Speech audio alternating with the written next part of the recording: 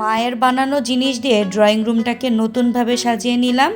একই সাথে chicken sandwich ও beef বিরিয়ানির মজাদার রেসিপি দুটো শেয়ার করলাম। তাই একটা লাইক দিয়ে সম্পূর্ণ ভিডিওটি দেখতে থাকুন। আসসালামু আলাইকুম, সবাইকে ওয়েলকাম করছি ছুটির দিনে একটা নতুন ব্লগ দেখার জন্য। আশা করি আল্লাহর রহমতে আপনারা সবাই ভালো আছেন, সুস্থ আছেন। আলহামদুলিল্লাহ আমরাও ভালো আছি। সকাল সকাল মজাদার একটা রেসিপি নিয়ে হাজির হলাম। এর জন্য ম্যারিনেট করে রাখা চিকেনটাকে তেলের সাথে পেঁয়াজ সহকারে একটুখানি ভেজে নিচ্ছি। কষানো শেষে পরিমাণ মতো পানি দিয়ে দিলাম, মানে চিকেনটা সিদ্ধ হতে যতটুকু লাগে। এরপর এখানে মেয়োনেজ বানাবো, এই জন্য একটা ব্লেন্ডার জারে একটা রুম টেম্পারেচারে রাখার ডিম দিয়ে দিলাম।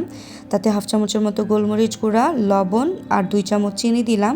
এরপর এখানে 2 টেবিল চামচের মতো আমি দিয়েছি হচ্ছে গুঁড়া দুধ, আর 1 স্লাইস লেবুর পুরাটুকু রসই দিয়ে দিয়েছি। এরপর এখানে তেল দিয়ে দিচ্ছি। আজকের এই মেয়োনিজটা বানাতে আমার 1/3 কাপ তেল লেগেছে।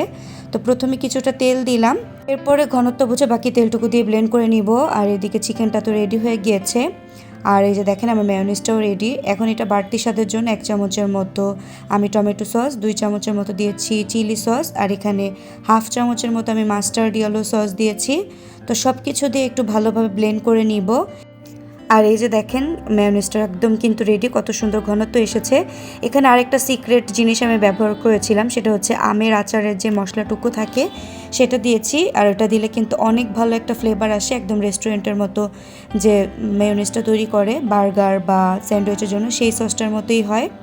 তো যাই হোক, এখানে আমি প্রথমে কিছুটা মেয়োনিজ রুটির উপরে স্প্রেড করে নিয়ে তাতে রেডি করে রাখা চিকেনটা দিয়েছি। এরপর কিছুটা মেয়োনিজ আর উপর থেকে শসা দিয়ে সাজিয়ে নিলাম। এরপর অন্য একটা রুটির মধ্যে মেয়োনিজ দিয়ে সুন্দরভাবে ঢেকে দিলেই কিন্তু আমার স্যান্ডউইচটা রেডি। তো একইভাবে কিন্তু আমি বাকি স্যান্ডউইচগুলো বানিয়ে নিচ্ছি। আর এর মধ্যে যত বেশি আমার রেডি করে রাখা মেয়োনিজ সসটা দিবেন ততই কিন্তু খেতে মজা লাগবে। আর এটার টেস্ট এত ভালো হয়েছিল যে কি বলবো। উপকরণগুলো থাকলে খুব সহজভাবেই কিন্তু মেয়োনিজটা বাসায় তৈরি করা যায়, আর সেটা অনেক বেশি হেলদি এবং খেতেও মজা হয়। তো যাই হোক, আমি একইভাবে সবগুলো স্যান্ডউইচ কিন্তু বানিয়ে নিলাম। আর এবার মাঝখান থেকে কেটে এই যে দেখিয়ে দিচ্ছি স্যান্ডউইচটা দেখতে কত সুন্দর হয়েছে। তো বাকি স্যান্ডউইচগুলো কিন্তু আমি অফ ক্যামেরায় বানিয়ে নিয়েছি, আর প্রত্যেকটা স্যান্ডউইচ আমার এখন রেডি। স্যান্ডউইচগুলো দেখতে যেমন সুন্দর হয়েছিল, খেতেও কিন্তু অসাধারণ টেস্ট হয়েছিল। উপকরণগুলো সব হাতের কাছে থাকলে খুব সহজেই কিন্তু এই আইটেমটা বানিয়ে নেওয়া যায়। তো চাইলে আপনারা বাসায় এটা ট্রাই করতে পারেন, আশা করি আপনাদের কাছেও ভালো লাগবে। যাই হোক, সকালের নাস্তা করা শেষে এরপরে যে ওয়ালিদের বাবা আমাকে একটু সাহায্য করছিল। মা খুব শখ করে এইভাবে পুঁতি দিয়ে আমাকে এই ফলগুলো বানিয়ে দিয়েছিল। তো সেগুলো এই বাসায় আসার পর আর লাগানো হয়নি। তো গতদিন ওয়াল হুকগুলো যখন এনেছিলাম, এটা প্ল্যান করে এনেছিলাম। তো ওয়াল হুকগুলো সেট করে এই যে এখন আমি ফলগুলো ঝুলিয়ে নিলাম। আর এই কাজে পুরোটাই কিন্তু ওয়ালিদের বাবা আমাকে সাহায্য করেছে। এই যে দেখেন মায়ের হাতে বানানো জিনিস দিয়ে কত সুন্দরভাবে আমি আমার ডাইনিং স্পেসটা সাজিয়ে নিলাম। এই জিনিসগুলো দেওয়ার কারণে ডাইনিং রুমের পুরো লুকটাই চেঞ্জ হয়ে গেছে। আমার কাছে তো খুব ভালো লেগেছে, আপনাদের কাছে কেমন লেগেছে অবশ্যই কমেন্টে জানাবেন। এখন যেহেতু পূজার ছুটি চলছে ওয়ালিদের বাবাও বাসায়, তাই আজকে হচ্ছে একটু স্পেশাল আইটেম রান্না করছি।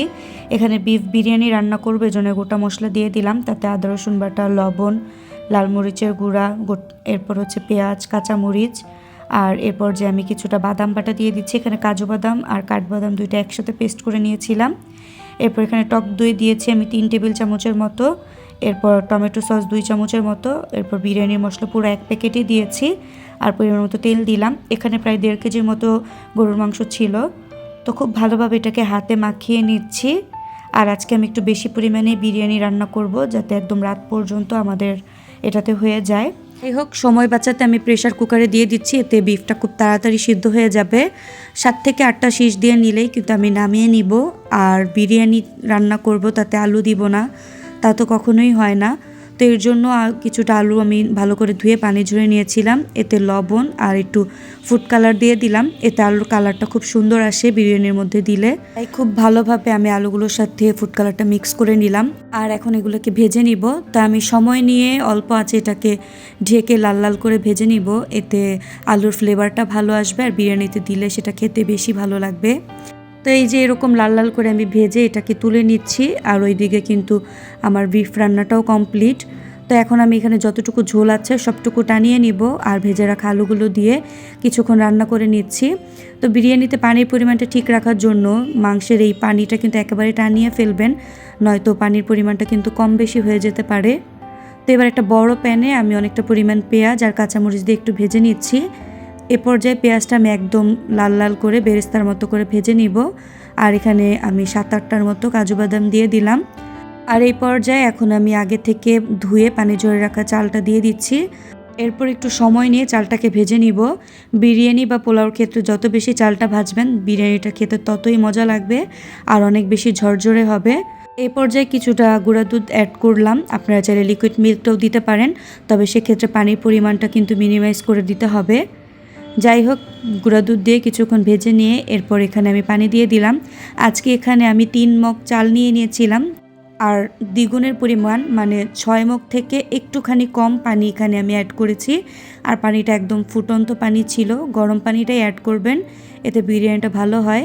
যাই হোক, পানি দেওয়ার সাথে সাথে কিন্তু আমি রান্না করে রাখা মাংসটাও দিয়ে দিয়েছিলাম আর পরিমাণ মতো লবণ দিয়েছি। আর পানিটা কমে আসার পর এবার আমি দমে দিয়ে দিলাম।